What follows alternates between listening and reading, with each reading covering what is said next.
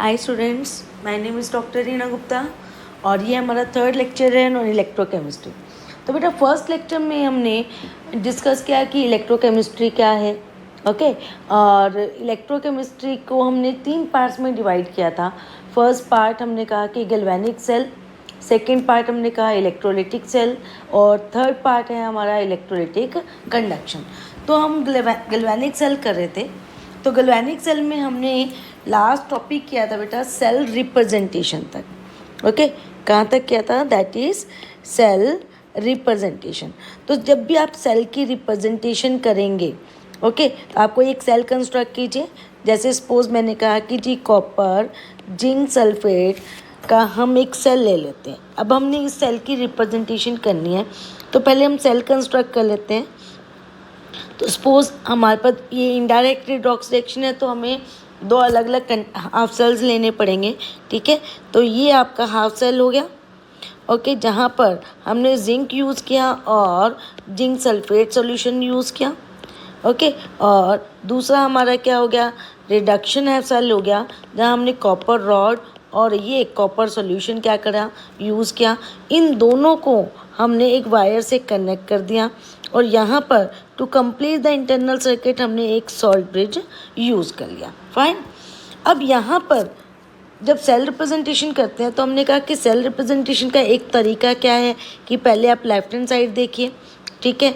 आपके पास 3 चीज़ें हैं और फिर आप राइट हैंड साइड देखिए, ठीक है। आपके पास 3 चीज़ें हैं, एक एनोड है, ठीक है, उसके बाद बीच में क्या है? सॉल्ट ब्रिज है और फिर आपका क्या है? कैथोड है, ओके। एनोड में क्या हो रही है? यहाँ ऑक्सीडेशन हो रही है। ये हमारा एनोड है क्योंकि आपने लेफ्ट हैंड साइड पे लिखा है। ऑक्सीडेशन मीन्स कि जिंक से क्या बन रहा है? Zinc ions, and these are separated by the salt bridge. और कैथोड पे क्या हो रहा है? कॉपर आयन से क्या बन रहे हैं बेटा? Copper, okay. और आप यहाँ पर चाहें तो ये इलेक्ट्रोलाइट्स की कंसनट्रेशन यहाँ लिख सकते हैं। सपोज मेरा जिंक सल्फेट 1 मोलर है, कॉपर सल्फेट भी 1 मोलर है, so I can represent here 1 molar and copper ion की कंसनट्रेशन ये भी क्या है? 1 molar. So this is a cell representation. अब नेक्स्ट टॉपिक हमारा क्या आता है बेटा? नेक्स्ट टॉपिक आता है हमारा कि आपने एक सेल तो कंस्ट्रक्ट कर लिया, ठीक है, आपने इस सेल की रिप्रेजेंटेशन भी कर दी, लेकिन अब ये है कि मान लीजिए मैं यहाँ पर क्या करूँ, ठीक है, मैं यहाँ पर क्या करूँ, एक इसके बीच में एक वोल्ट मीटर लगा दूँ, ठीक है। आपकी ये वायर जो हमने कंस्ट्रक्ट किया है इसके बीच में हम क्या लगा दें? एक वोल्ट मीटर लगा दें। और अगर ये वोल्ट मीटर लगाएंगे तो क्या यहाँ पर कुछ रीडिंग आएगी? ठीक है, बिल्कुल आएगी। और वो जो रीडिंग आएगी वो किस में निकालेंगे हम? वोल्ट्स में। वोल्ट्स में हम क्या निकालते हैं? डेफिनेटली पोटेंशियल डिफरेंस, ठीक है जी। तो हम यहाँ पर क्या कैलकुलेट करेंगे? पोटेंशियल डिफरेंस कैलकुलेट करें। मींस कि एक सेल आपका ये ले लिया हमने, ये कंप्लीट हमारा एक सेल हो गया। इस सेल की अगर मैं बात करूँ तो ये सेल वर्क कर रहा है। वर्क क्यों कर रहा है? क्योंकि इसका भी कुछ पोटेंशियल होगा एनोड का और इस कैथोड का भी कुछ पोटेंशियल होगा, ठीक है। तभी तो यहाँ पर पोटेंशियल डिफरेंस क्या हुआ? अराइज हुआ। And this potential difference leads to the current flow. अगर पोटेंशियल डिफरेंस नहीं होता तो हमारा करंट भी फ्लो नहीं करता। तो अब हमारे पास इसका मतलब क्या है कि आपने कोई भी एक सेल जब कंस्ट्रक्ट किया, there must be first of all potential difference. और पोटेंशियल डिफरेंस है तो यहाँ पर इन 2 एनोड का अपना पोटेंशियल होगा और कैथोड का अपना पोटेंशियल होगा। तो अब इनका कितना पोटेंशियल है? एनोड और कैथोड है क्या? ये हमारे सिंपल सी बात कहें तो ये दोनों के दोनों हमारे क्या हैं? इलेक्ट्रोड्स, ठीक है। यानी कि अब हमारा नेक्स्ट टॉपिक क्या आता है कि ये इलेक्ट्रोड पोटेंशियल क्या होता है। चाहे वो आप एनोड का पोटेंशियल बोलें, चाहे आप कैथोड का पोटेंशियल बोलें। So our next topic is the electrode potential, ठीक है। तो our next topic is what is electrode potential. Electrode potential क्या होता है, ठीक है। पहली बात हमारा क्वेश्चन यही है। सेकंड क्वेश्चन कि ये कितना होता है, हाउ मच, ठीक है, किसी भी इलेक्ट्रोड के लिए। थर्ड क्वेश्चन हमारा अराइज होता है कि क्या हम इसको कैलकुलेट कर सकते हैं, ठीक है। और अगर कैलकुलेट कर सकते हैं तो हाउ वी कैन कैलकुलेट। तो these are the some questions जो हमारा आज का क्या है, टॉपिक है। फाइन, तो चलिए let's start with the first topic that is the electrode potential, कि हमारा इलेक्ट्रोड पोटेंशियल क्या होता है। ठीक है, सपोज बेटा आपने एक सिंपल सी एक जिंक की रॉड ले ली, ठीक है, सिंपल से एक जिंक की रॉड ले ली, तो आप खुद सोच के देखिए कि मेरी एक रॉड है या एक वायर है, ठीक है, क्या ये कहीं कोई रिएक्शन शो करेगी, इसकी अपने आप कोई ऑक्सीडेशन, कोई रिडक्शन या कोई प्रोसेस होगा? आई थिंक नहीं। आप खुद सोचिए, कोई प्रोसेस नहीं होने वाला। ठीक है, आपका अगर एक मेटल का पीस कहीं पड़ा है, एज इट इज़ पड़ा है, अनटिल अनलेस वो करोड नहीं हो, ठीक है, तो इसमें कोई रिएक्शन होने वाली नहीं है। ओके, हाँ, एक्सेप्ट द कि क्रोजन, अगर आपकी क्रोजन होती है तो that is a different issue. Okay, अब इसी मेटल रॉड को अगर मैं क्या करूँ, इसके एक सॉल्ट सॉल्यूशन के अंदर डिप कर दें, ठीक है, सपोज मैंने इसको डिप कर दिया इसके सॉल्ट सॉल्यूशन में, यानी कि जिंक सल्फेट सॉल्यूशन में, तो अब यहाँ पर कुछ रिएक्शंस होनी शुरू हो जाएंगी, कुछ प्रॉब्लम क्रिएट हो गई। कौन सी प्रॉब्लम क्रिएट हुई? आप देखिए ना, ये हमारे पास क्या है, एटम है, ये हमारे पास किस फॉर्म में पड़ा है, आयंस की फॉर्म में प्रेजेंट है। तो कहीं ना कहीं एक तरफ आयंस बहुत ज़्यादा है और एक तरफ आयंस है ही नहीं, ठीक है, तो एक तरह से हमारा एक इम्बैलेंस सा क्रिएट हो गया। ओके, और कहीं ना कहीं उस इम्बैलेंस को बैलेंस करने के लिए कुछ रिएक्शंस होंगी। क्या रिएक्शंस होंगी कि ये जिंक आयंस कहेंगे कि जी चलिए हम यहाँ पर जो है, यहाँ पर एटम्स ज़्यादा है, यहाँ पे आयंस ज़्यादा है, तो ये कहेगा कि चलिए एटम में चेंज होते हैं। एटम में चेंज कैसे होंगे? बाय एब्सॉर्बिंग द इलेक्ट्रॉन्स, ठीक है, और ये कह रहा है कि भाई जिंक आयन ज़्यादा है, तो यहाँ पर जिंक आयन है नहीं, इसके पास जिंक आयन है नहीं, तो ये किस में चेंज होने की कोशिश करेगा? It will try to change into the zinc ion, ठीक है। तो दो तरह की रिएक्शन होनी शुरू हो गई हैं जैसे ही आपने एक मेटल रॉड को उसके सॉल्यूशन में डिप कर दिया। कौन कौन सी रिएक्शंस हो रही हैं? एक हो रही है बेटा ऑक्सीडेशन, ठीक है, और एक हो रही है रिडक्शन। ऑक्सीडेशन यानी कि जो मेटल रॉड है वो क्या कर रही है, that loses the electron, that losses electron, जबकि यहाँ पर जो सॉल्यूशन में जो मेटल आयंस प्रेजेंट हैं वो क्या कर रहे हैं, they try to gain the electrons. Okay, और ये दो तरह के प्रोसेस है, यानी कि ये ऑक्सीडेशन और ये वाली क्या हो गई हमारी रिडक्शन। ये दो प्रोसेस होना शुरू हो गए, यानी कि ये दो रिएक्शंस होनी शुरू हो गए। अब नेक्स्ट हमारे पास आता है कि इन रिएक्शंस के कारण होगा क्या। तो हमारे पास दो रिएक्शंस हो रही हैं, ठीक है, कौन कौन सी? तो ये लीजिए, हमारे पास जिंक रॉड है, हमने इसको डिप कर दिया हमारे जिंक सल्फेट सॉल्यूशन में। ओके, दो रिएक्शंस कौन सी हो रही हैं? फर्स्ट ऑक्सीडेशन के हैं। ऑक्सीडेशन की बात करें तो आप ध्यान से देखो कि यहाँ पर ये जो जिंक एटम्स हैं, ठीक है, ये क्या हुए, ऑक्सीडाइज हुए, तो जिंक आयंस जो हो गए they go into the solution. Zinc ions कहाँ चले गए? सॉल्यूशन में, ठीक है, और जो इलेक्ट्रॉन्स है वो यहीं पर इस इलेक्ट्रोड के ऊपर रह गए, ठीक है, तो जो इलेक्ट्रॉन्स हैं they were absorbed by the electrode. Fine, चलिए अब अगर मैं बात करती हूँ that is about the reduction. Reduction process में क्या हो रहा है कि यहाँ पर आपके पास जिंक आयंस प्रेजेंट है सॉल्यूशन में, और ये जिंक आयंस कहाँ गए, they go to the electrode, electrode पे गए, और इलेक्ट्रोड पर क्या प्रेजेंट है, इलेक्ट्रॉन्स, ठीक है, और वो इलेक्ट्रॉन्स इसने एक्सेप्ट किए और क्या बन गया, जिंक। अब दो रिएक्शंस चल रही हैं, कॉन्टीन्यूसली चल रही हैं। ओके, अब प्रॉब्लम कहाँ है? प्रॉब्लम ये है कि या तो ये दोनों रिएक्शंस सेम स्पीड से हों, ओके, या फिर ये दोनों डिफरेंट स्पीड से हों, कि हमारी ऑक्सीडेशन और रिडक्शन जो है वो अलग अलग स्पीड से हो रही है। बेटा अगर सेम स्पीड से हो रही है, यानी कि ऑक्सीडेशन का rate is equal to the rate of reduction, तो जितने इलेक्ट्रॉन्स यहाँ पर बने, ठीक है, उतने ही क्या हो गए, एब्जॉर्ब हो गए, तो जितने आयंस बने उतने आयंस क्या हो गए, एटम्स में चेंज हो गए। तो यहाँ पर कोई चार्ज सेपरेशन आने वाली नहीं है, नो चार्ज सेपरेशन, तो यहाँ पर किसी भी तरह की कोई चार्ज सेपरेशन नहीं होगी। लेकिन अगर डिफरेंट स्पीड्स हैं, यानी कि इधर ऑक्सीडेशन की स्पीड ज़्यादा है रिडक्शन से, या फिर रिडक्शन की स्पीड ज़्यादा है ऑक्सीडेशन से, तो यहाँ पर it will lead to charge separation. कैसे होगी वो हम डिस्कस करते हैं, ठीक है। और यही चार्ज सेपरेशन जो है that will lead to the development of the potential. देखो, अब मान लीजिए कि अब ऑक्सीडेशन ज़्यादा हो रही है या रिडक्शन ज़्यादा हो रही है, ठीक है, दैट डिपेंड्स अपॉन कि आपकी मेटल की रिएक्टिविटी कितनी है। More is the reactivity of metal, more is the reactivity of metal. जितनी मेटल की रिएक्टिविटी ज़्यादा होगी, more is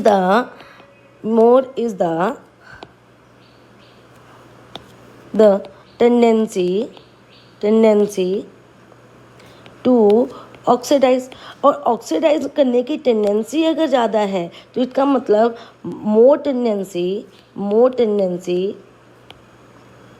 to loss electron, ठीक है ना। तो आपने 10th स्टैंडर्ड में पढ़ा होगा रिएक्टिविटी सीरीज़। हर मेटल की डिफरेंट रिएक्टिविटी है। क्यों रिएक्टिविटी है? क्योंकि हर मेटल की डिफरेंट टेंडेंसी है इलेक्ट्रॉन्स को लॉस करने की, ठीक है। और इसका मतलब कि किसी मेटल की और ऑक्सीडाइज होने की टेंडेंसी ज़्यादा होगी तो किसी की रिड्यूस होने की टेंडेंसी ज़्यादा होगी, ठीक है। तो मान लीजिए कि हमने ये कहा कि हम जो है एक जिंक मेटल ले लेते हैं, जिंक मेटल ही ले लेते हैं, और हमने कहा कि ये जिंक मेटल जो है it has more tendency to oxidise than to reduce.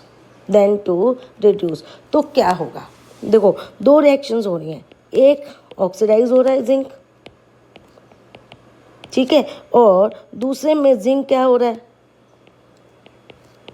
Reduce, ठीक है। अगर आप इसको लिखें तो इन दोनों की अगर मैं ओवरऑल रिएक्शन लिखूं तो एक तरह से यहाँ पर एक इक्विलिब्रियम अटेन हो गया।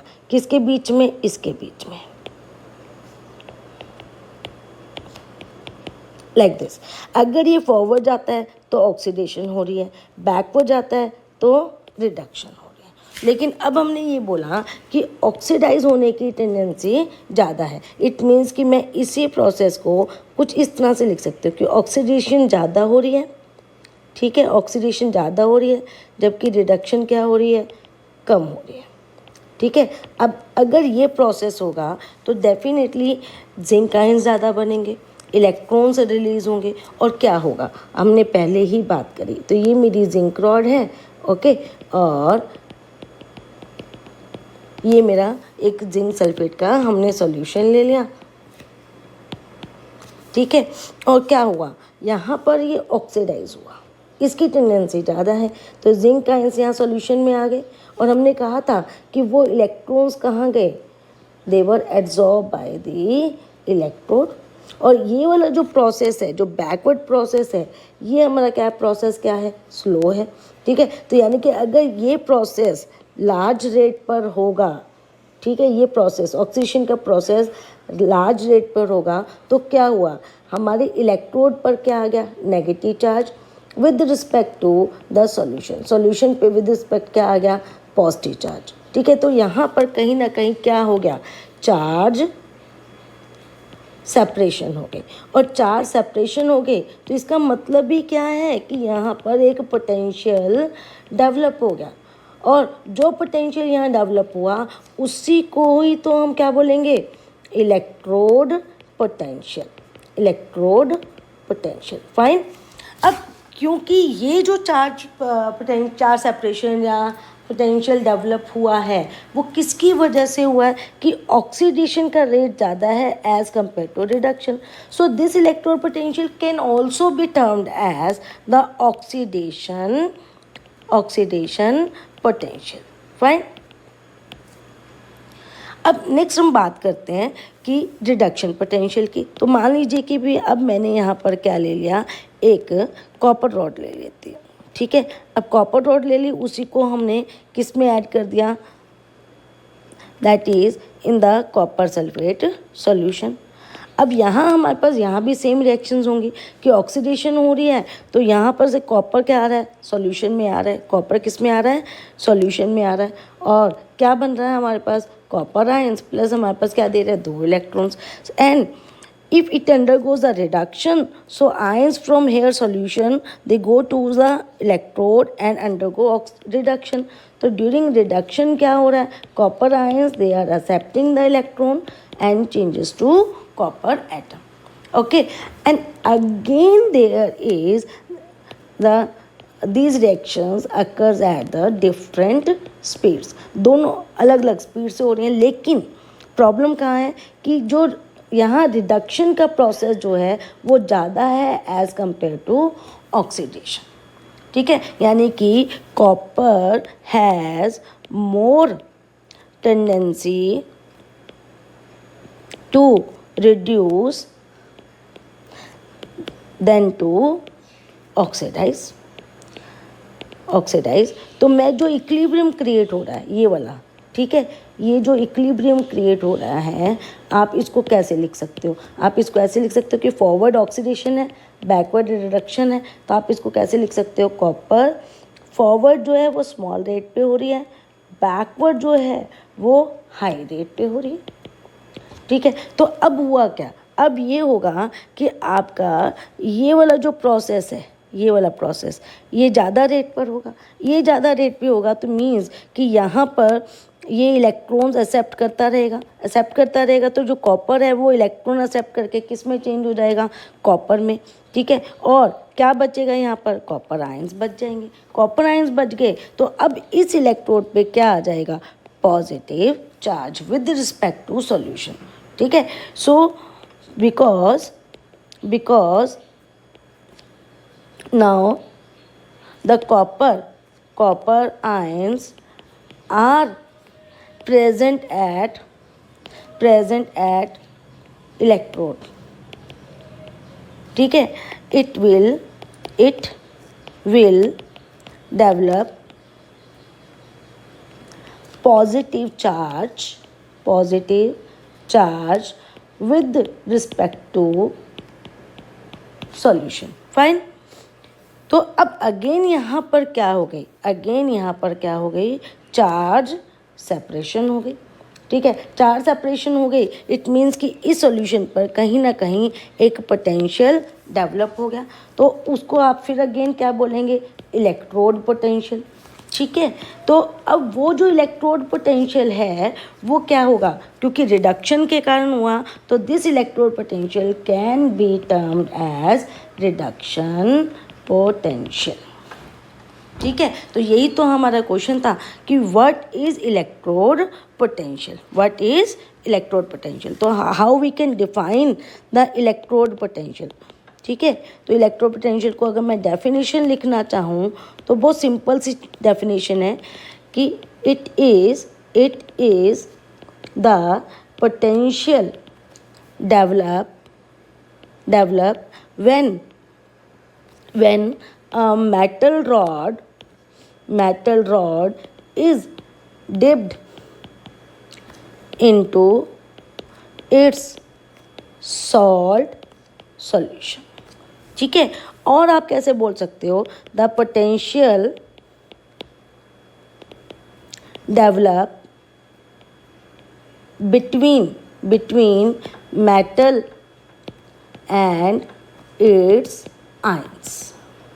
ठीक है, तो इसको हम क्या बोलेंगे, इलेक्ट्रोड पोटेंशियल. और हमने अभी ये बात की कि जो आपका इलेक्ट्रोड पोटेंशियल है, ठीक है, ये 2 तरह का हो सकता है.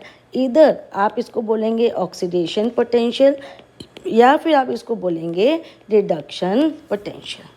नाउ नेक्स्ट हमारे पास आ जाता है कि जो इलेक्ट्रोड पोटेंशियल है वो किन किन फैक्टर्स पे डिपेंड करता है. This is very important. किन फैक्टर्स पे डिपेंड करता है. तो फर्स्ट फैक्टर हमारा क्या है, first factor that is the nature of electrode. कैसे, आपने 10th स्टैंडर्ड में भी पढ़ी होगी, केदारनाथ का माली आलू जरा फीके से पकाता है. ठीक है, केदारनाथ का माली आलू जरा फीके से पकाता है. ठीक है। तो ये हमारी क्या होगी, एक रिएक्टिविटी सीरीज पढ़ी, और जहाँ पर हमने कहा कि डाउन द ग्रुप जा रहे हैं तो हमारी रिएक्टिविटी क्या हो रही है, चेंज हो रही है। ठीक है, और रिएक्टिविटी चेंज होने का मतलब यहाँ पर डाउन द ग्रुप जा रहे हैं तो क्या हो रहा है, क्यों रिएक्टिविटी चेंज हो रही है, टेंडेंसी टू लॉस इलेक्ट्रॉन क्या हो रही है, डिक्रीज हो रही है। ठीक है ना, यानी कि ऑक्सीडाइज होने की टेंडेंसी क्या हो रही है, डिक्रीज हो रही है। और जैसे ही आप हाइड्रोजन से नीचे जाएंगे ऑक्सीडाइज होने की टेंडेंसी बहुत कम हो जाएगी, एंड दैट रिडक्शन पोटेंशियल जो है वो क्या हो जाएगा, इंक्रीज हो जाएगा। तो बेटा हर एक मेटल की डिफरेंट क्या है, रिएक्टिविटी है। डिफरेंट रिएक्टिविटी है तो आपका इलेक्ट्रोड तो क्या है, एक मेटल रॉड ही तो है। ठीक है, तो आपने अगर डिफरेंट मेटल्स ली यानी डिफरेंट इलेक्ट्रोड लिया तो डेफिनेटली वहाँ पर क्या होगा, डिफरेंट उसका इलेक्ट्रोड पोटेंशियल होगा, because every metal has different reactivity, means every metal has different tendency to oxidize or to reduce. Fine. Second की अगर मैं बात करूँ तो सेकेंड यहाँ पे आ जाता है बेटा जी टेम्परेचर।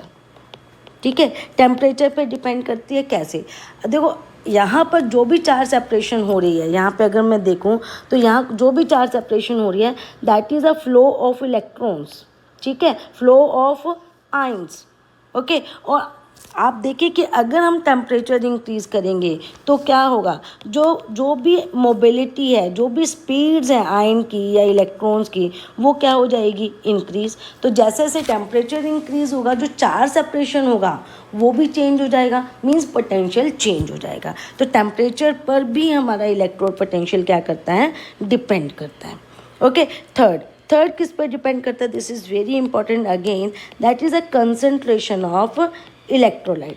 बेटा अगर आपके कंसंट्रेशन, आपने एक सॉल्यूशन लिया, आपने ये वाला सॉल्यूशन लिया, अब इसकी कंसंट्रेशन 1 मोलर है कि 2 मोलर है, दैट डिपेंड कैसे करेगा कि यहाँ पे नंबर ऑफ आयंस चेंज हो गए। नंबर ऑफ आयंस अगर चेंज हो रहे हैं तो कंडक्टिंग पाथ चेंज हो जाएगी, चार्ज सेपरेशन में फ़र्क आएगा, पोटेंशियल डिफरेंस में चेंज आएगा, जो पोटेंशियल आपका डेवलप होगा उसमें चेंज आएगा, तो इलेक्ट्रोड पोटेंशियल भी चेंज हो जाएगा। फाइन, तो यहाँ पर 3 मेन फैक्टर्स हैं जिसके ऊपर इलेक्ट्रोड पोटेंशियल क्या करता है, डेवलप करता है। First, nature of electrode.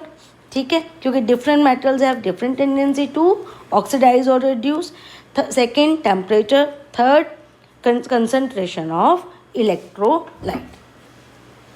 Okay, अगर तीनों में से कुछ भी चेंज हुआ तो इट मीन्स कि हमारा इलेक्ट्रो पोटेंशियल क्या कर गया, वेरी कर गया। नो, अब मान लीजिए कि आप इलेक्ट्रोड्स तो आप देख लोगे कि कौन सा ले रहे हो, आप मैग्नीशियम ले रहे हो, जो है एल्युमिनियम का ले रहे हो, सिल्वर है, गोल्ड है, कॉपर है, वट एवर इट इज़। लेकिन हम हर बार क्या करेंगे, हम टेम्परेचर और जो कंसंट्रेशन ऑफ इलेक्ट्रोलाइट है उसको हम क्या करेंगे, कांस्टेंट कर देते हैं। ठीक है, उसको हम क्या कर दें, कांस्टेंट कर दें, यानी कि टेम्परेचर हर बार हम 25 डिग्री सेल्सियस ले लें, दैट इज़ 298 केल्विन, और कंसंट्रेशन ऑफ इलेक्ट्रोलाइट हम हमेशा क्या ले लें, 1 मोलर। ठीक है, ये हमने अगर फिक्स कर लिया तो यानी कि ये हमारी क्या हो गई, स्टैंडर्ड कंडीशंस हो गए, ये हमारी क्या हो गई, स्टैंडर्ड कंडीशंस हो गए। ठीक है, तो if we measure the electrode potential, ठीक है, at standard conditions, standard conditions means temperature 25 degree Celsius and concentration of electrolyte यहाँ लिख देती हूँ। ठीक है, concentration of electrolyte is 1 molar। Okay, तो आप इसी को क्या बोलेंगे, स्टैंडर्ड इलेक्ट्रोड पोटेंशियल। ठीक है, तो इलेक्ट्रोड पोटेंशियल को आप ई से रिप्रेजेंट करते हैं। ठीक है, ई आपका क्या हो गया, इलेक्ट्रोड पोटेंशियल। ठीक है, एंड ई नॉट आपका क्या हो गया, that is standard electrode potential. तो ये याद रखिएगा, this is a difference between electrode potential and standard electrode potential. Fine, so this is all about the electrode potential कि इलेक्ट्रोड पोटेंशियल क्या होता है, कैसे मेज़र करेंगे, that we will discuss in the next lecture. Okay, thank you.